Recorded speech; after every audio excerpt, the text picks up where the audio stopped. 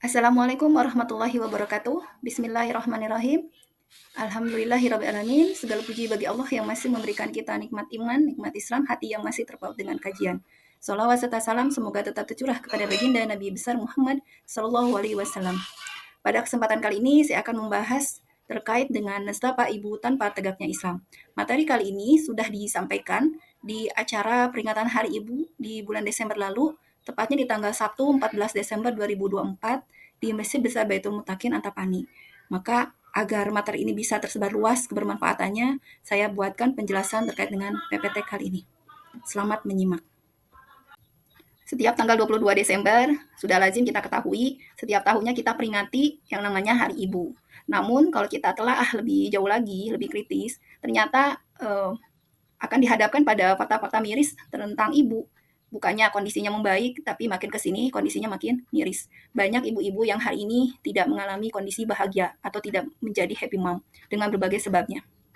Namun demikian, tentu saja kita semua sepakat bahwasanya siapapun yang baru saja menikah, menjadi ibu adalah dambaan bagi wanita yang sudah menikah. Sampai ada yang sengaja berobat, sengaja berikhtiar lebih, agar segera mendapatkan momongan gitu. Tapi ternyata itu kuasa Allah kepada siapapun yang Allah kehendaki, apakah diberikan cepat momongan ataukah tidak. Meskipun hari ini ada sebagian generasi muda yang terpapar ide barat, di mana memutuskan untuk child free. Artinya dia mau menikah, tapi dia tidak mau punya anak, karena dianggap merepotkan.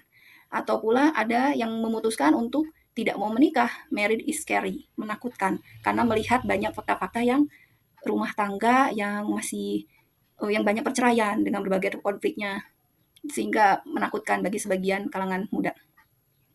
Ya, kembali pada persoalannya, bahasanya itu terkait dengan nestapa ibu.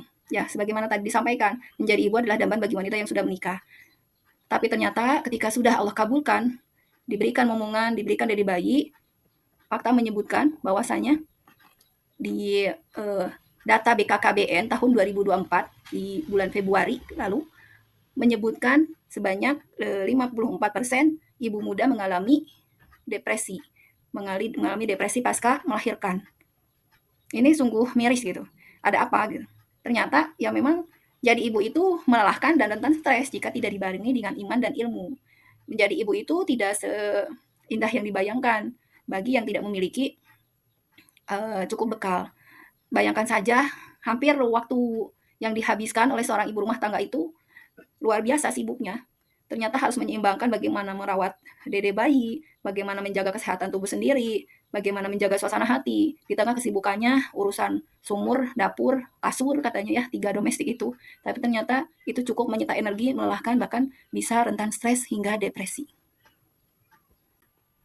Jika teman-teman memperhatikan fakta-fakta kerusakan yang terjadi di sepanjang tahun 2024 lalu, maka kita akan menemukan banyak sekali tindakan kriminalitas yang melibatkan kerusakan keluarga. Entah itu anak ke ibu, anak ke ayah, atau orang tua ke anak. Mulai dari kasus pelecehan seksual, incest yang dilakukan oleh warga terdekat, keluarga kandung. Ya. Kemudian ada juga yang mencuat itu kasus penjualan bayi lewat Facebook yang tertangkap sindikat penjualan bayinya. Dan itu sindikat ini mencari orang tua yang tidak menginginkan bayi dalam kandungan ibunya. Artinya kehamilan yang tidak diinginkan. Artinya transaksi ini terjadi antara orang tua dengan penjahat tadi gitu. Kok bisa setega itu gitu kan? Kalau ditanya demi apa? Demi uang. 10 cukup dihargai dengan 10 sampai 15 apa 25 juta gitu bisa lepas itu bayi ke sindikat tadi. Ya Allah, ngeri banget kan, kasihan yang menjadi korban. Dan ini korbannya sudah sangat banyak. Kemudian ada juga kasus yang anak yang ingin dibelikan sepeda motor oleh ibunya, tapi ibunya nggak bisa memenuhi karena udah ditinggal sama bapaknya, malah ibunya yang hampir dibunuh. Ada pembunuhan oleh anak tega membuang ibunya ke tempat sampah, ada juga. Ngeri-ngeri ya kasus-kasusnya. Dan fakta rusak ini itu bagaikan fenomena gunung es. Jadi kalau teman-teman lihat di gambar itu puncaknya yang terlihat hanyalah 10%. Sisanya itu 90% itu yang tidak terlihat. Berarti fakta sesungguhnya itu jauh lebih mengerikan dari fakta yang terungkap di media. Mau sampai kapan kita membiarkan kondisi rusak ini terjadi di negeri ini? Berikutnya, pertanyaan berikutnya, maka apa yang sesungguhnya penyebab ini semua terjadi, kerusakan demi kerusakan ini terjadi? Kalau diperhatikan, maka alasan-alasan motifnya itu adalah karena uang. Kenapa sih isi di kepalanya itu uang gitu ya? Itu tuh fenomena yang terjadi mulai dari kelas bawah masyarakat bawah hingga ke pejabat. Contohnya kalau ke pejabat sampai ada istilah waktu sering-sering pilkada misalnya pesta demokrasi, maka itu ada istilahnya NPWP. Nomor piro wani piro. Artinya siapa yang punya uang cuan besar, uang besar, modal besar, maka itu bisa memperoleh kursi nomor bisa mencalonkan di nomor awal untuk pemilihan. Artinya siapapun yang punya duit banyak itu bisa memuluskan jalan menjadi penguasa. Itu fenomena hari ini.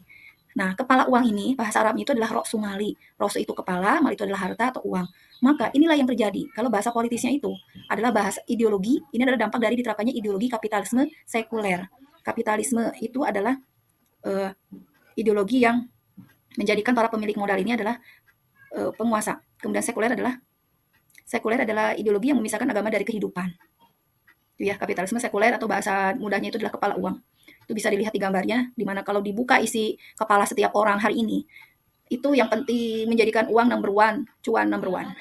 Apa yang dihasilkan dari sistem kapitalisme sekuler? Yang pertama itu adalah depresi sosial. Kita bisa lihat bahwa sesungguhnya hampir semua di level masyarakat itu mengalami stres karena tekanan hidup, beban ekonomi yang makin berat dari waktu ke waktu, sehingga menyebabkan banyak yang stres, banyak yang sakit jiwa. Bahkan ketika pesta demokrasi usai, maka ada calon-calon orang gila baru yang masuk rumah sakit jiwa, itu ada di berita ya. Jadi depresi sosial, baik itu yang ekonominya kurang hingga yang mapan. Kemudian ini ada cerminan dari masyarakat yang sakit, di mana pemikirannya sudah tidak jernih lagi, pemikirannya sudah jauh dari pemikiran Islam, hatinya juga ya hati yang mudah terjangkiti penyakit hati, masyarakatnya sakit, sudah tidak menyukai petunjuk ilahi lagi. Kemiskinan sistematis, contohnya adalah hari ini banyak orang yang sangat begitu bekerja keras, mulai mencurahkan energinya dari pagi hingga larut malam bahkan, tapi ya gitu-gitu aja, tetap aja menderita dalam hidupnya, tidak kunjung ekonominya membaik gitu, karena ya banyak banget tekanan hidup yang dialami dia, mulai dari yang seharusnya dijamin oleh negara ini tidak dapat jaminan itu. Jaminan kesehatan, pendidikan semua harus ditanggung oleh individu masyarakat. Maka ya memang kemiskinan itu terjadi sistematis bukan karena semata tidak giat bekerja.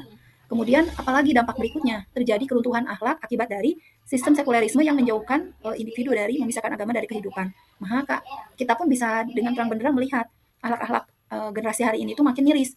Sampai-sampai anak-anak SD aja sudah ada yang berani melakukan perbuatan dosa besar gitu kan. Ada yang terlibat judol, pinjol, ada yang terlibat sudah tercekoki oleh game, pornografi, sampai-sampai melakukan pelecehan seksual, bullying dan sebagainya. Itu keruntuhan akhlak. Tidak ada adab kepada orang yang lebih tua, sesama dan sebagainya. Terus banyak juga kondisi ketidakwarasan yang terjadi seperti tadi. Yang seharusnya anak hormat kepada orang tua, kepada ibu terutama. Ini ya Allah, pada nggak ada adab. Kemudian orang tua pun demikian, yang harusnya sangat menyayangi buah hatinya, tapi demi uang bisa rela menjual buah hatinya. Maka hari ini itu kita hidup dalam sistem yang menghalalkan segala cara demi uang. Maka waspadalah kubu dunia. Maka sesungguhnya apa yang terjadi kerusakan tadi itu telah Allah sampaikan di dalam firman-Nya di dalam Quran surat Ar-Rum ayat 41. A'udzu billahi minasyaitonir rajim. Bismillahirrahmanirrahim. Zaharal fasadu fil barri wal bahri bima kasabat aydin nasi liyuziqahum ba'dallazi 'amilu la'allahum yarji'un.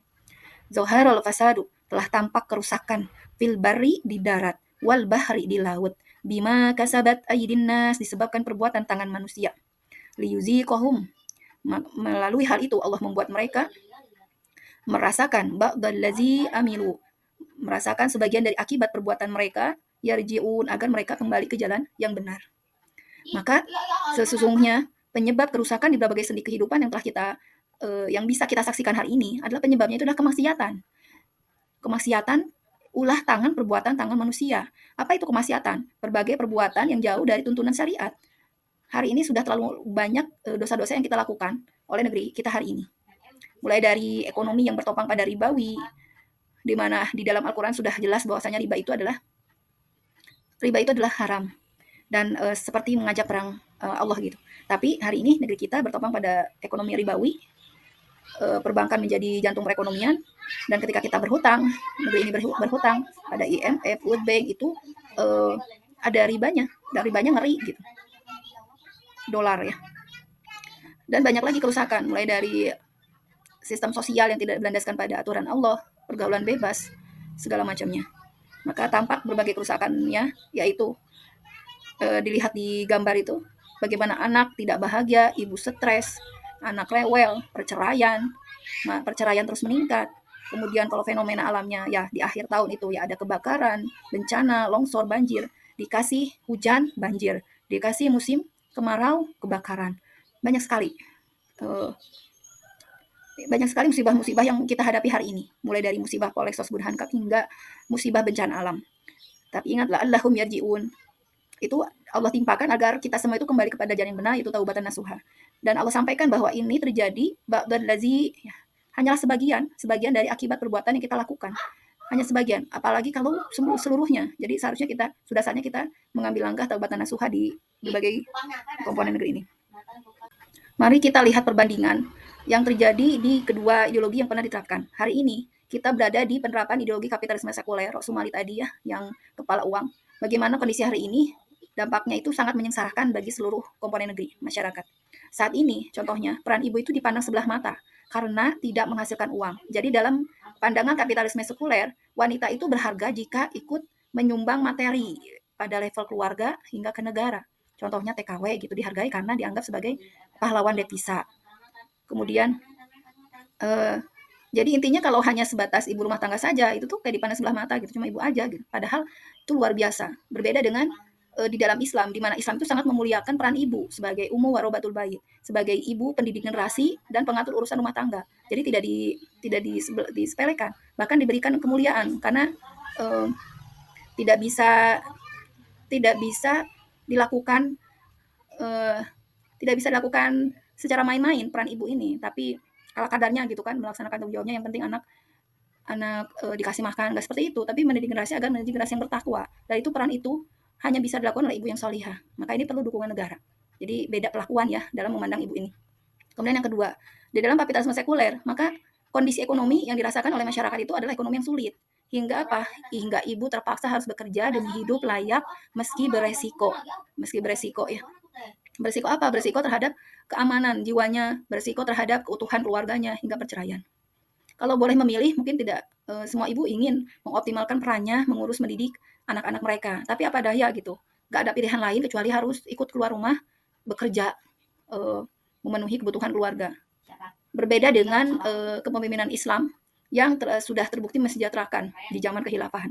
Ekonomi sejahtera. Jadi wanita di dalam Islam itu boleh bekerja hanya sekedar untuk mengamalkan ilmu tanpa melalaikan peran ibunya. Jadi ini hukumnya mubah, boleh. Tidak, dan di dalam Islam sendiri wanita itu terjamin kebutuhan pokoknya ya, sandang, pangan, papan itu sudah dalam jaminan negara. Dan tidak dilarang wanita ini bekerja di sektor publik jika itu mengeksploitasi kecantikan tubuhnya. Jadi bukan ke arah isi kepalanya yang diapresiasi, tapi lebih condong ke eksploitasi tubuhnya, maka itu haram hukumnya. Berbeda dengan kondisi kapitalisme sekuler yang menghalalkan segalanya demi uang. Mau kerja apapun terserah, yang penting dapat duit gitu. Itu kan satu kondisi yang sangat melukai wanita sebetulnya ya. Kemudian berikutnya, di dalam kapitalisme sekuler tidak ada jaminan pendidikan, kesehatan, keamanan. Kalau ingin punya pendidikan yang berkualitas, maka ya harus duitnya juga harus besar gitu. Pendidikan hari ini mahal, kesehatan juga ya harus iuran bareng-bareng, BPJS. Keamanan, mau punya anak laki-laki, anak perempuan, tidak ada jaminan keamanan, yang ada tetap mengkhawatirkan, apalagi dengan maraknya LGBT hari ini ya. Sedangkan di dalam sistem Islam, sejarah sudah membuktikan bagaimana khilafah ini menjamin pendidikan warganya, sampai pernah tercatat dalam sejarah itu pernah digratiskan hingga di level universitas di Spanyol, Cordoba ya. Kemudian kesehatan pun terjamin, ini menjadi tanggung jawab negara, keamanan, kemudian terpeliharanya jiwa, akal, kehormatan perempuan, laki-laki, semua itu dalam jaminan negara. Yang itu tidak akan kita dapatkan di sistem hari ini. Berikutnya, kriminalitas yang mengancam nyawa, merusak akal, pelecehan seksual, kehormatan, perselingkuhan itu sangat marak terjadi dan bahkan meningkat terus kasusnya. Dan sangat jauh berbeda dengan kondisi di dalam pengaturan Islam. Di dalam Islam, negara memastikan jalur penafkahan itu bagi perempuan berjalan. Jadi sesuai jalur nasabnya. Tetapi hari ini, nasab pun ya pada rusak karena maraknya pergaulan bebas. Sehingga acak-acakan gitu. Banyak yang hamil di luar nikah. Bahkan sudah banyak kasus incest dan segala macamnya udah rusak. Sudah negara tidak memberikan jaminan perlindungan ekonomi, pendidikan, kesehatan, dan sebagainya. Keluarga pun ya rapuh, rusak. Mau memilih sistem yang mana? Tentu saja kita memperjuangkan sistem Islam. Setelah tadi dibandingkan bagaimana kondisi dua kepemimpinan di bawah naungan ideologi kapitalisme sekuler dan di bawah naungan Islam. Dan tentu saja kita ingin merindukan tegaknya sistem Islam yang sudah terbukti memuliakan ibu, memuliakan perempuan, dan memuliakan umat manusia, Islam rahmatan lil alamin. Dan hari ini kita dihadapkan pada fakta nestapa ibu tanpa tegaknya Islam. Sayangnya hari ini Islam sudah runtuh, tidak tegak kembali. Nah, kita lihat di foto tersebut, itu foto yang diambil di akhir tahun 2024 lalu, di mana di berita itu ada seorang ibu yang dibuang di tempat sampah oleh anaknya. Setega itu, ya Allah. Nah, ini kenapa bisa sampai terjadi demikian parah penderitaan ibu dalam sistem hari ini? Itu terjadi karena 4 faktor. Yang pertama, ketakwaan individu itu lemah. Jadi ada 4 pilar ya, ada 4 pilar Islam ini akan bisa menaungi, memberikan kebahagiaan pada ibu. 1, pilar individu, di mana kalau ketakwaan individunya lemah, maka rentan untuk melakukan pelanggaran syariat. Misal kalau anak nggak ngerti agama, maka dia tidak mau merawat ibunya, hingga tega membuang ibunya atau orang tuanya dia tidak mau merawat ke panti jompo kah, atau enggak, bahkan membuangnya ke jalanan. Banyak yang hanya rebutan warisan dan orang tuanya dicampakkan. Itu menggambarkan ketakwaan individu yang lemah. Begitupun orang tua yang tega menjual darah dagingnya, itu disebabkan awal pertamanya adalah cerminan dari ketakwaan orang tua tadi yang lemah, yang sudah tidak ingat akan amanah dari Allah.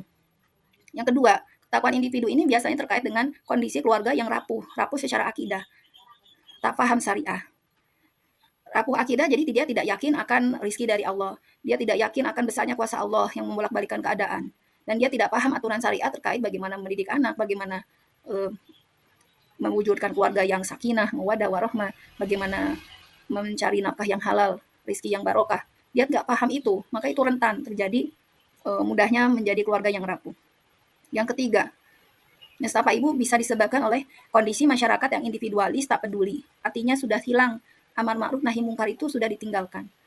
Semua sudah sibuk dengan urusannya masing-masing, karena kalau ngurusin tetangga, misalnya ada yang berantem, keluarga gitu, suami istri ada yang berantem, tetangganya kedengeran lagi cekcok, jarang-jarang juga ada yang berani untuk menegur. Itu sampai-sampai ada yang kasus istrinya dianiaya atau sampai meninggal dan sebagainya. Kalau masyarakatnya saling care, maka itu tidak akan terjadi. Dan yang paling utama ini adalah negara hari ini telah mencampakkan aturan syariat dan diganti dengan sistem kapitalisme sekuler yang menyengsarakan. Maka keempat faktor inilah yang menyebabkan ibu dalam kondisi yang nestapa. Lalu setelah yang terjadi sedemikian parah rusaknya kondisi hari ini, maka apa yang harus kita lakukan agar kondisi ibu, kondisi masyarakat tidak lagi berada dalam penderitaan? Maka hayu taubatan nasuha. Apa itu? Yaitu takwa. Maka kembalilah ke jalan takwa. Takwa adalah menerapkan Islam secara kafah, secara keseluruhan. Dan itu adalah solusi yang hakiki yang Allah sampaikan di dalam Al-Quran. Di dalam Quran surat Al-Hadid. Ya. Wahai orang-orang yang beriman, bertakwalah kepada Allah dan berimanlah kepada Rasulnya Nabi Muhammad. Niscaya Allah menganugerahkan kepadamu dan ampunan dari rahmatnya dan menjadikan cahaya untukmu. Yang dengannya itu kamu berjalan, serta dia mengampunimu. Dan Allah Maha Pengampun lagi Maha Penyayang. Nah, di dalam Quran surat Al-Hadid di atas, Allah sampaikan bahwasanya ketika kita beriman, bertakwa kepada Allah, beriman kepada Rasulullah, mengikuti petunjuk Nabi, maka bonusnya apa? Allah akan memberikan anugerah kepada kita berupa pertolongan, rahmat, cahaya. Ibaratnya itu, kalau kita berada dalam kegelapan, maka surganya orang yang sedang berada dalam kegelapan, dia itu ingin sangat merindukan cahaya. Itulah cahaya. Cahaya itu adalah solusi. Allah akan memberikan solusi bagi negeri ini untuk keluar dari berbagai keterpurukan, keluar dari berbagai masalah degradasi yang entah kapan itu terselesaikan. Asal semua komponen negeri tadi, yang 4 faktor tadi, baik individunya, keluarga, masyarakat, hingga negara itu kembali mengambil jalan takwa, bertaubatan nasuha. Sebagaimana tadi disampaikan, takwa itu adalah kembali pada aturan Islam secara kafah. Dan itu adalah solusi bagi kehidupan. Maka mari kita lihat bagaimana aturan syariat Islam itu begitu memuliakan peran ibu. Di dalam Quran surat An-Nisa 34 disampaikan, Ar-rijalu qawwamuna 'alan nisa. Kaum laki-laki itu adalah pemimpin bagi kaum perempuan. Bima faddalallahu ba'dahum 'ala ba'din wa bima anfaqu min amwalihim. Oleh karena Allah telah melebihkan sebagian mereka laki-laki atas sebagian yang lain perempuan, dan karena mereka laki-laki telah menafkahkan sebagian dari harta mereka. Quran surat An-Nisa. Allah lah yang telah membagi peran bagaimana laki-laki menjadi pemimpin di keluarga dan wanita harus mau dipimpin oleh laki-laki. Maka dan Allah pula yang memberikan tanggung jawab kepada laki-laki untuk menjadi kepala sekolah, ibaratnya kalau perempuan adalah guru bagi anak-anaknya. Nabi SAW pun bersabda, masing-masing kalian adalah seorang pemimpin dan masing-masing bertanggung jawab atas siapapun yang ada di bawah kepemimpinan Seorang penguasa adalah seorang pemimpin dan laki-laki adalah pemimpin keluarganya dan seorang perempuan adalah pemimpin bagi rumah suaminya. Intinya bahwa Allah lah yang telah memberikan tanggung jawab kepada kita semua, pembagian peran tadi bahwa setiap diri kita adalah pemimpin dengan perannya masing-masing. Maka siapapun yang beriman kepada Allah dan Rasul-Nya hendaknya melakukan perannya itu memang atas karena iman kepada Allah. Memilih untuk menjadi ibu yang mendidik generasi menjadi generasi bertakwa diniatkan karena Allah. Meskipun ya tidak mudah, tapi kalau semua dilakukan oleh Allah itu akan lebih ikhlas menjalaninya. Kemudian lebih ringan yang menjalaninya. Kemudian laki-laki pun demikian. Allah yang memberikan tanggung jawab kepemimpinan, tanggung jawab penafkahan, menafkahi keluarga, maka itu pun harus dijalankan dengan penuh tanggung jawabannya kepada Allah. Maka dia tidak akan semena-mena kepada istrinya, akan memperlakukan baik, memperlakukan istrinya dengan baik, membahagiakan keluarganya dengan sikap yang terbaik, memberikan keteladanan di keluarga. Begitupun penguasa. Penguasa jika bertakwa kepada Allah, maka dia akan penuh tanggung jawab untuk menjalankan, untuk memberikan, melayani rakyatnya itu dengan penuh amanah, sehingga rakyat itu merasakan keberkahan hidup di negeri yang diterapkan Islam. Aturan syariat Islam yang luar biasa bisa kita lihat di mekanisme Islam menjamin nafkah bagi perempuan. Di dalam Quran Surat Al-Baqarah 233 Allah sampaikan, Bismillahirrahmanirrahim. Wa 'alal mauludi lahu rizquhunna wa kiswatuhunna, dan kewajiban ayah memberi makan dan pakaian kepada para ibu. Jadi, memang sudah tanggung jawab seorang ayah untuk memberi nafkah kepada ibu. Bukan karena kesetaraan gender sehingga bisa dibalik, misalnya kalau hari ini tuh kalau dua-duanya kerja, suami istri kerja, kemudian seringkali istrinya pada satu kondisi gajinya lebih gede gitu dari suaminya. Sehingga dihadapkan pada pilihan, akhirnya jadi lewat kesepakatannya udah istrinya yang kerja, suaminya yang ngurus anak-anak. Berarti itu sudah tidak sesuai dengan apa yang Allah amanahkan di Al-Baqarah 233. Dan ini akan menjadi bibit konflik di rumah tangga. Maka kalau kembali pada Al-Quran, sudah menjadi kewajiban seorang ayah itu yang mencari nafkah dan ibu yang mengurus rumah tangga dan mendidik generasi. Kemudian di dalam Quran surat Tolak ayat 7, Allah sampaikan, hendaklah suami yang lapang rizkinya memberi nafkah menurut kemampuannya. Dan orang yang disempitkan rizkinya hendaklah memberi nafkah dari harta yang dianugerahkan Allah kepadanya. Allah tidak membebani kepada seseorang, melainkan sesuai dengan apa yang dianugerahkan Allah kepadanya. Itu di dalam Quran surat At-Tolak ayat 7, di mana Allah mewajibkan kepada suami untuk memberikan nafkah kepada keluarganya, kepada istrinya, semampunya. Jadi baik itu dalam keadaan lapang maupun dalam keadaan sempit, yang penting sudah berusaha dan itu akan menjadikan wibawa pada diri suami. Dan hari ini justru kebanyakan itu yang bekerja adalah ibu-ibu. Lapangan pekerjaan itu justru lebih banyak dibuka lebar oleh kepada ibu, dan itu Masya Allah gitu ya ininya. Cobaan. Jadi kalau kembali kepada Al-Quran, maka sesungguhnya sebetulnya perempuan ini dimanja karena Allah sudah memberikan jaminan penafkahan kepada perempuan agar perempuan itu bisa fokus untuk mengurusi rumah tangga dan mendidik generasi. Berikutnya, khilafah menjamin keamanan finansial ibu. Jadi bagaimana negara dalam sistem Islam itu diberikan tanggung jawab untuk menjamin keamanan finansial ibu. Itu ada di dalam hadis riwayat Muslim. Nabi SAW bersabda, jika seseorang meninggal di antara kaum muslim, meninggalkan beberapa harta, dan harta tersebut akan diserahkan kepada ahli warisnya, dan jika ia meninggalkan utang atau tanggungan, kami akan mengurusnya. Luar biasa. Maksudnya begini, ketika ada seorang bapak itu meninggal, kemudian yang ditinggalkan itu adalah memang harta benda, maka itu akan negara bantu urus untuk diserahkan kepada ahli warisnya, sesuai dengan aturan waris ya dalam Islam. Namun, apa jadinya kalau seperti kondisi hari ini, banyak sekali orang-orang, ya bapak gitu yang meninggal dalam keadaan punya hutang atau tanggungan. Maka itu tidak dibiarkan sendiri menanganinya. Negara akan turun tangan. Negara akan bantu untuk mengurus hutang tersebut, meringankan beban hutang tadi, sehingga tidak menjadi beban bagi para janda, bagi para ibu yang ditinggalkan oleh suaminya. Mari kita lihat bagaimana bukti sejarah keemasan Islam dalam memuliakan ibu. Yang pertama adalah saat masa kekhalifahan Abbasiyah abad ke-9 dan masa kekhilafan Utsmani. Itu seorang perempuan akan bisa mengajukan keluhan kepada hakim atau kepada kodi terhadap suami yang tidak memberikan mereka cukup uang. Jadi ada tempat untuk mengadu manakala ada istri yang tidak mendapatkan nafkah yang layak atau tidak cukup gitu. Itu bisa diadukan kepada aparatur negara, dalam hal ini kodi yang disediakan oleh negara. Dan kodi pun akan mengurusnya. Ini terjadi di abad ke-9. Hari ini di abad 21 lebih, kita berada dalam kondisi yang urusan keluarga itu ya banyak kemana para wanita ini bisa mengadu tentang kondisi keluarganya yang kesulitan ekonomi dan sebagainya. Gak bisa. Yang kedua, khilafah membentuk pola pikir warga negara terhadap peran vital perempuan ini. Artinya, semua warga negara itu diedukasi oleh negara, oleh sistem khilafah ini, agar menghargai dan mendukung peran vital perempuan, yaitu sebagai ibu dan pendidik generasi. Sehingga ibu ini bisa merasa dimuliakan dalam ketika mengambil peran ini. Tidak seperti hari ini, di mana peran ibu rumah tangga itu dipandang sebelah mata, bahkan cenderung untuk tidak dihargai jika tidak menghasilkan uang. Yang berikutnya, Khalifah Umar bin Khattab memberikan santunan bagi ibu yang masih menyusui anaknya agar tercukupi gizinya. Masya Allah. Jadi sampai-sampai ada ya santunan khusus untuk ibu-ibu yang masih menyusui. Hari ini banyak ibu-ibu yang masih menyusui anaknya, dia terpaksa harus bekerja. Jadi hanya dikasih cuti 3 bulan. Dan itu kalau biasanya kalau ibu yang bekerja, ASInya itu jadi tidak lancar lagi. Sehingga anaknya pun harus harus minum susu formula, dan itu akan berbeda ya perkembangannya. Banyak yang tidak sesuai.